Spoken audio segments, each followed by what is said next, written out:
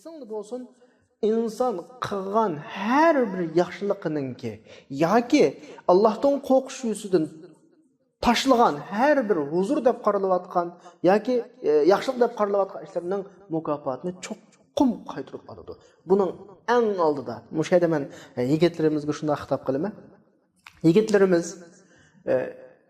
o'zining o'tdek qaynab turgan hissiyoti, o'zining yoshlik jush urib turgan yoshlik bahorining vasvasasining keyniga kirmay o'zini iffatli tutsa, dunyodagi eng go'zal mukofotga erishadi. Dunyodagi eng go'zal mukofot nima yigitlarga nisbatan?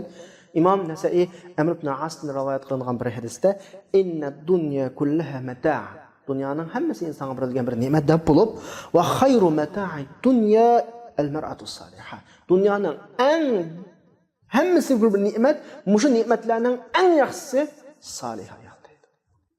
Ya'ni yigitlar o'zini iffatlik tutqanlik sababidan erishadigan eng chong mukofoti huzur topadigan, unga kirsa, bir issiq bosadigan, yo'qolgan vaqtlarda o'zining omonatlarini joyida saqlay oladigan bir oilaga erishishi. Balkim to'y qilmagan yigitlar bu nuqtani bak tushunib ketmasligi mumkin, ammo to'y qilganlar tushunadi. Bir oilaning insonga huzur bag'ishlay oladigan, ishdan herib yenib kelganida, sirtda charchab kelgan vaqtda uning butun hordiqini chiqara oladigan bir illiq muhitining bo'lishi insonning hayotidagi eng chong ne'mati. Yoshlarni kutayotgan mukofot mana bu. Shunga to'y qilishdan ilgari yigitlarga deydiganimiz shu.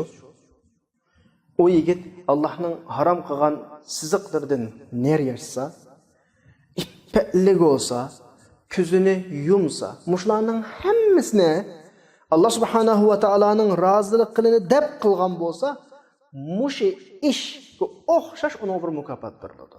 Mana bir gap bor, har qanday mukofot qilgan ishning to'ridan bo'ladi deb. Yet o'zining hissiyotining ustidan g'olib keldi, intilishining ustidan g'olib keldi, ko'ngli tatib tursa ko'zini yumdi, Allohning haromlaridan cheklandi. Ayni shakldagi mukofot uningga beriladi-ki, uningga go'zal, salih bo'lgan ayol, issiq bo'lgan bir uy uning Alloh tomonidan mukofot sifatida beriladi. Uyga kirsa, salih ayolining kulimsirgan chiroyi uningga huzur bag'ishlaydi. Uydagi illiq muhit uning hodiqini chiqaradi. Safar yoki boshqa ishlar tufayli uyni yo'qolib ketsa, omonati joyida saqlanadi, bir ishlarga birisi itoat qiladi. Mana bu o'zining iffatini saqlagan yigitning erishadigan mukofoti bu.